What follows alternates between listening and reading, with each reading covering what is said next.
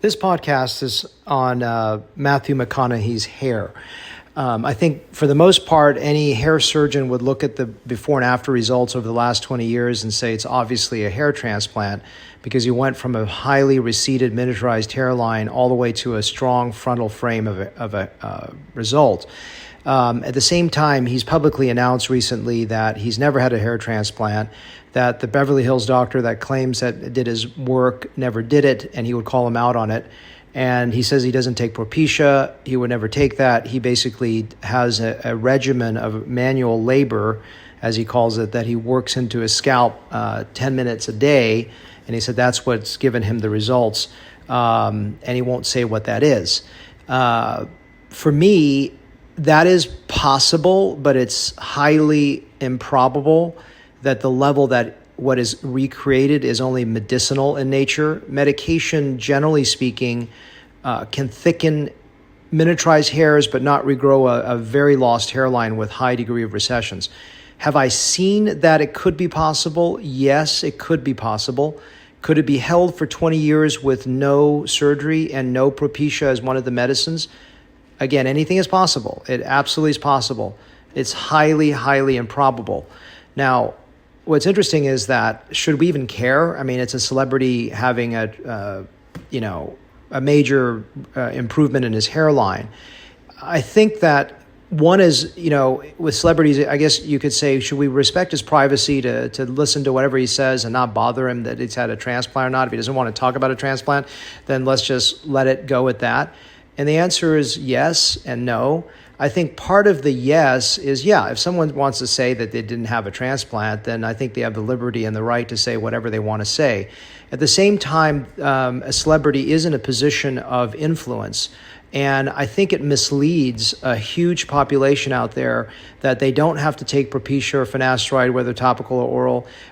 They have a mystery thing that requires manual labor, which you won't disclose, to help regrow the scalp. And I think what it does is it potentially, because he's on a soapbox about declaring what he's done rather than just staying silent on it. I think it can really make young men not do the right thing. I'm not saying that young men or men in general should never get a transplant. In fact, young men shouldn't get a transplant for the most part because it's dangerous. But I think it's almost like crying fire in a crowded theater. Obviously, hair transplants are not life or death situations compared to crying fire in a theater. However, you are in a position of influence and you do have effect of your voice when you state something to the audience out there.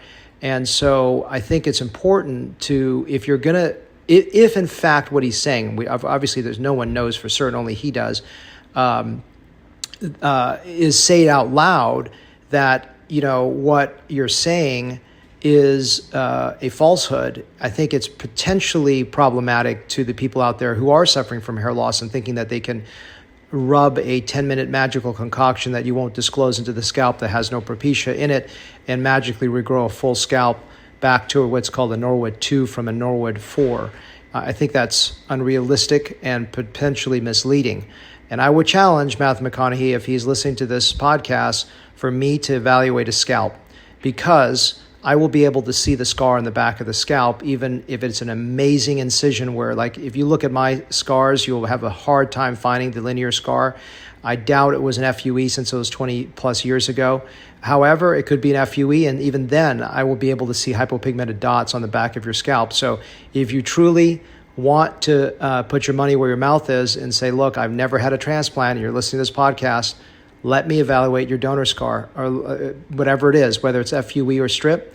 In addition to that, let me evaluate your frontal zone, because if any of the grafts were not perfectly placed, I will be able to see compression or pitting close up to any of those areas. So even if you don't let me look at the donor area, I probably be able to see the grafts in the front.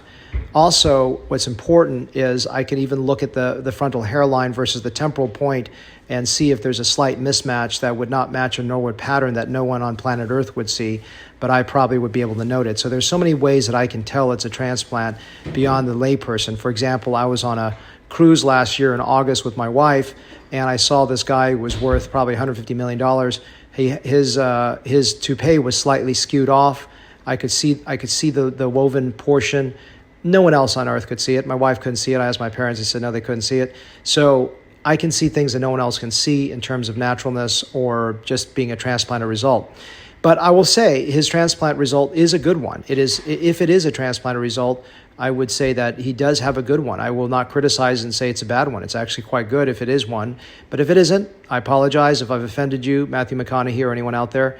But I think it's interesting to just have that dialogue and have that understanding from at least a skilled hair surgeon who's been in practice for 20 years and board certified, or at least I should say a diplomate of the American Board of Hair Restoration Surgery, and also the president last year, and having written about eight textbooks on hair transplant as well.